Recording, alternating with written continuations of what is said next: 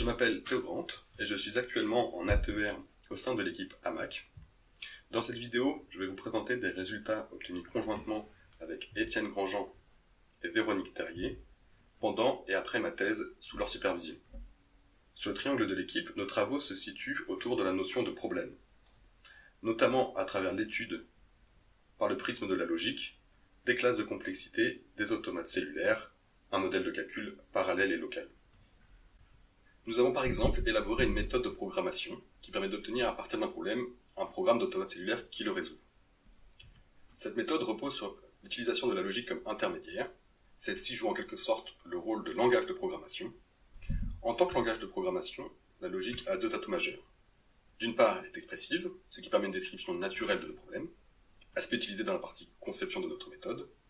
D'autre part, pour la partie compilation, la logique est précise, ce qui nous offre un cadre formel pour nous rapprocher le plus possible d'un programme d'automate cellulaire. À noter que la partie compilation de notre méthode est entièrement automatisable, ce qui en fait la première méthode générique connue, qui automatise en partie la programmation des automates cellulaires.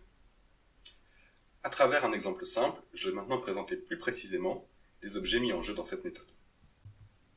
Le point de départ de notre méthode est le problème que l'on souhaite résoudre. On s'intéresse ici à un type de problème particulier, les problèmes de décision sur les mots. Autrement dit, on cherche à déterminer si un mot, notre donnée, possède une certaine propriété. Ici, en exemple, on va se demander si un mot est bien parenthésé ou non. Vient ensuite la seconde étape, la conception. On cherche à concevoir en logique une formule inductive qui définit notre problème.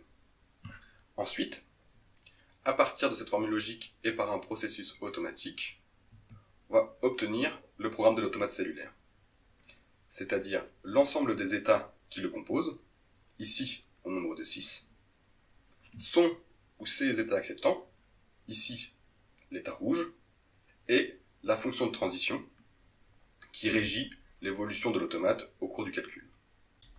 Une fois le programme de l'automate obtenu, il peut être utilisé sur n'importe quel mot pour déterminer si celui-ci est bien parenthésé. Dans cet exemple, la cellule de sortie située tout en haut est dans l'état vert, n'est pas un état acceptant. Le mot d'entrée, ici, n'est donc pas bien parenthésé.